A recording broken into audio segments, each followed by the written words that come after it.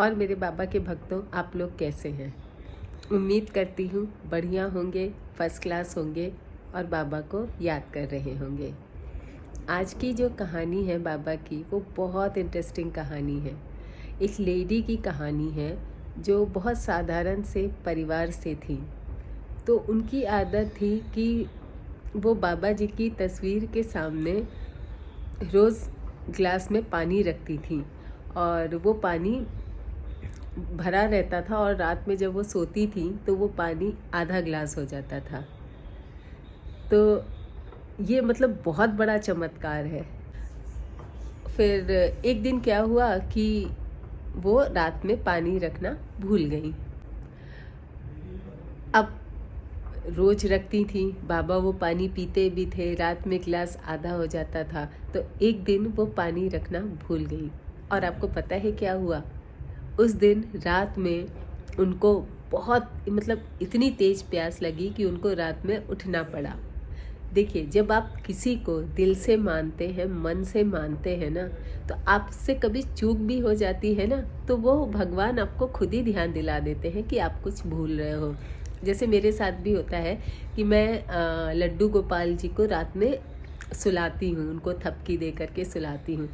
पर कभी कभी एकदम से जैसे नींद आ गई, बैठे हैं और अचानक से आंख लग गई, तो भगवान खुद बता देते हैं कि तुम कुछ भूल रही हो।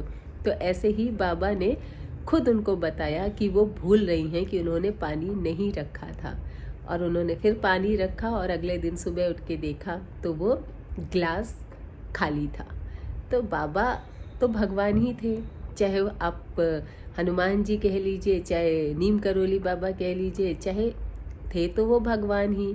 तो ऐसे ही भगवान, आप कोई गलती करते हो लेकिन कंडीशन ये है कि आप अगर उनको मानते हो दिल से, तो ही भगवान आपको याद दिलाएंगे कि आप कुछ भूल रहे हो। ऐसा अनेकों बार मेरे साथ भी हुआ है कि मैं अगर जैसे कभी कभी भूल जाती हूँ, मैं भोग लगाती हूँ लड्डू गोपाल को, पर समटाइम्स होता है ना, झोंक में, काम के इतने झोंक में कभी कभी माइंड से, मतलब ऐसा नहीं है कि पूरा दिन कुछ नहीं खिलाती, जैसे कभी कभी होता है ना कि कुछ एक चीज़ मिस हो गई, नहीं ध्यान रहा, भगवान तुरंत आपको याद दिला देते हैं कि आप भूल रहे हो ये चीज़। बस आपकी श्रद्धा जो है वो सच्ची होनी चाहिए।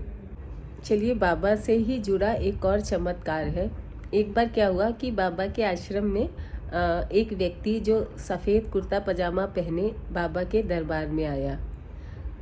वो मंत्री बनना चाहता था। तो उसने महाराज जी से इच्छा प्रकट की कि महाराज जी, मुझे मंत्री बना दीजिए, मुझे मंत्री बनना है। तो महाराज जी भी देखिए, सबको नहीं आशीर्वाद देते थे, पर जो इंसान उनको पसंद आते थे उसको वो ज़रूर आशीर्वाद देते थे। तो उन्होंने तुरंत उसको आशीर्वाद दिया कि जा तू मंत्री बन जा। पसंद आते थे इन द सेंस जिनकी भक्ति सच्ची होती थी, जिनकी श्रद्धा सच्ची होती थी। ऐसे नहीं कि लुक्स वाइज उनको कोई पसंद आया, लुक्स वाइज ऐसा नहीं।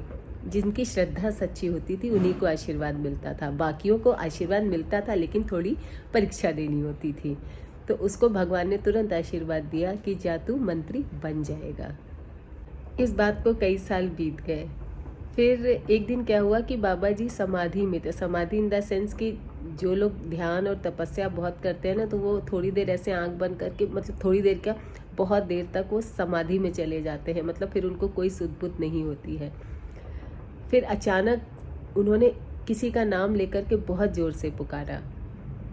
फिर ठीक 15 मिनट के बाद एक वाइट कलर की कार जिस पे तिरंगा लगा हुआ था, कैची धाम में आकर के रुकी और वो उन्होंने महाराज जी के दर्शन की इच्छा प्रकट की कि मुझे महाराज जी से मिलना है, उनका शुक्रिया अदा करना है। खैर, वहाँ भक्तों ने पहले उसे प्रसाद खिलाया, फिर वो उसको बाबा के पास लेकर के गए। तो बाबा तो खैर पहचान ही गए थे कि ये मंत्री बन गया है, पर उसने फिर भी कहा कि महाराज जी, मैं बहुत पहले आपके पास आया था और आपने मुझे आशीर्वाद दिया था कि मैं मंत्री बन जाऊंगा। आज मैं मंत्री बन गया और आज मेरा शपथ ग्रहण है। उससे पहले मैंने सोचा कि मैं आपका आशीर्वाद ले लूं। बाबा ने उसके सर पे हाथ फेरा, उसको आशीर्वाद दिया और वो इंसान, उनकी रज, जो चरण की रज होती है ना, भगवान की रज बहुत महत्वपूर्ण होती है। अपने माथे से लगाई और शपथ ग्रहण की। रज की देखिए बात चली है तो कहते हैं ना कि भगवान कृष्ण ने द्वारका को धन दिया, और सॉरी, भगवान कृष्ण ने जो है खानदान दिया गुजरात को, धन दिया आपकी द्वारका को, और चरण की जो रज थी वो वृंदावन को दी। तो इसलिए वृंदावन भगवान की नगरी में सबसे ऊपर है। मतलब वहाँ की आप रज भी अपने माथे से लगा लेंगे ना तो आपका निश्चित कल्याण होगा। इस चीज़ को कभी वृंदावन होकर के ज़रूर आइएगा, और वहाँ बाबा का अपने समाधि स्थल भी है, वहाँ भी ज़रूर जाइएगा, बहुत शांति मिलती है। एक वहाँ पे बहुत ही ऐसा रूम है ना जहाँ आप बैठ जाएंगे, जहाँ बाबा की बहुत बड़ी सी प्रतिमा रखी हुई है और उनका यूज़ किया हुआ कंबल रखा हुआ है। वो एक मेडिटेशन रूम टाइप का बनाया है, पर सच में वहाँ ऐसा फील होता है कि बाबा इर्द गिर्द ही है। तो आई होप आज का वीडियो आपको अच्छा लगा होगा, बाबा की स्टोरी आपको अच्छी लगी होगी। स्टोरी क्या, ये तो सच्ची घटनाएं हैं। तो जय श्री राम ज़रूर लिखिएगा, और बाबा की ब्लेसिंग्स आप सब पर बनी रहे और हमेशा बनी रहे, यही दिल की तमन्ना है। तो आप सब भर भर के जय श्री राम, जय हनुमान, जय बजरंग बली, जय नीम करोड़ी बाबा का जाप करते रहिए, आपको सफलता ज़रूर मिलेगी।